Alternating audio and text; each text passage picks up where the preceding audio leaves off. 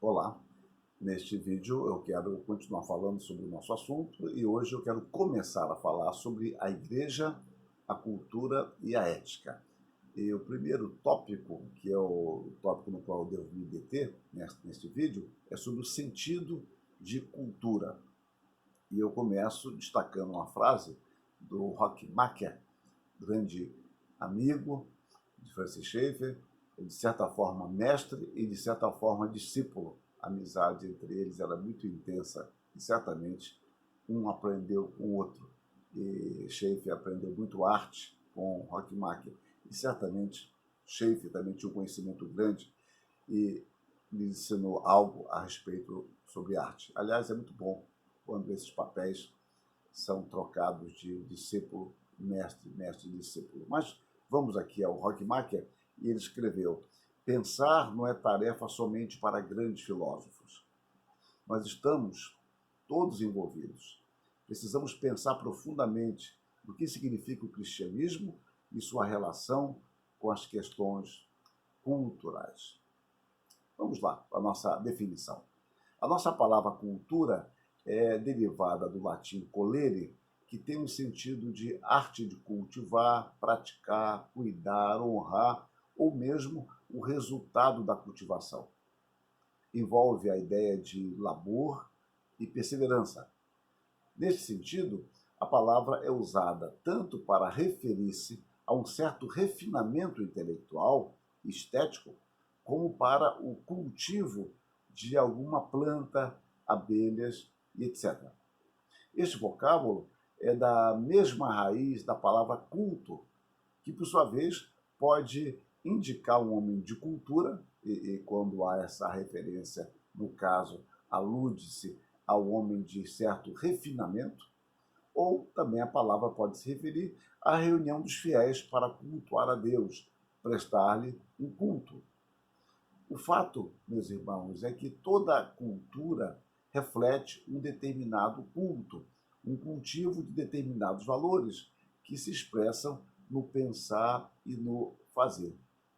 A cultura é a linguagem exteriorizada do ser, acumulada, aperfeiçoada e transformada ao longo dos séculos. A cultura nos fornece, de modo quase absoluto, determinadas perspectivas que se configuram como objetivas e, portanto, finais. Por isso que eu falo que são quase absolutas essas perspectivas que a cultura nos dá. Então, a cultura nos dá um modo de ver que soa com absoluto, embora nós não pensemos nisso, até que nos deparemos com outro, mas soa porque se configura como óbvia para nós, clara para nós, não sendo quase possível, dentro da nossa mente, pensar diferente daquilo. Então, nós não conseguimos imaginar alguém pensando diferente até que nós lidemos com alguém que pensa diferente e que tem uma percepção diferente daquela que nós temos. Nós continuemos, mas nós não percebemos isso com clareza. Em geral, apenas nós tendemos a reproduzir o que recebemos de forma tão natural e aparentemente clara, óbvia, não há por que pensar de uma outra maneira. A última criatura, aqui nós podemos usar essa figura de que Alberto Moller se inspira em Aristóteles. Para usar, eu já devo ter usado em outros momentos. A última criatura a quem você deveria perguntar como é se sentir molhado é a um peixe, porque ele não faz ideia que esteja molhado. Uma vez que nunca esteve seco, ele não tem um ponto de referência. Assim somos nós, quando se trata de cultura.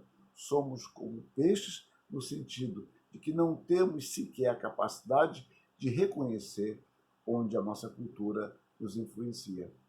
Desde a época em que estávamos no berço, a cultura tem formado nossas esperanças, perspectivas, sistemas de significado e interpretação, e até mesmo nossos instrumentos intelectuais. Como eu disse, é uma figura inspirada em Aristóteles, usada por Alberto Moller. E continuo eu. A cultura é um dom de Deus, Contudo, o homem é ao mesmo tempo herdeiro e agente ativo do cultivo, aperfeiçoamento e transformação da sua cultura. Nós não podemos simplesmente nos considerar passivamente. Nós recebemos essa cultura e pronto. Também não podemos ignorar esta influência. Não podemos achar que somos soltos e livres. Não, nós nascemos dentro de uma cultura que nos dá um pré-conhecimento.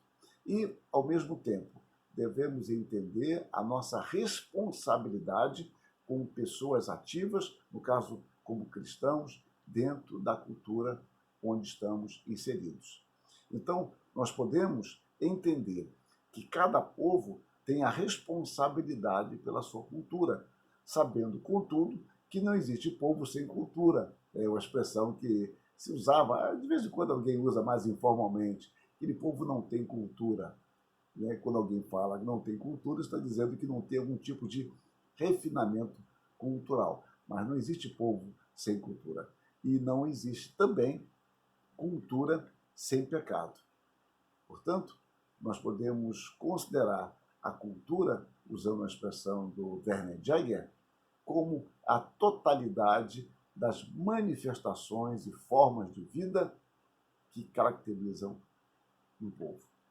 Isso seria a cultura. Pois nós devemos entender que nascemos dentro de uma cultura, vivemos dentro desta cultura, temos que ter discernimento que ela nos influencia mais do que nós conseguimos perceber. Devemos entender que não existe cultura sem pecado, não existe uma cultura santa, já que todos pecaram, e isso marca totalmente a vida humana. Mas que também nós temos um papel a desempenhar na cultura. Isso será o motivo de um tratamento específico mais à frente. No próximo vídeo eu quero falar sobre cultura, ética e testemunho. Que Deus nos abençoe. Amém.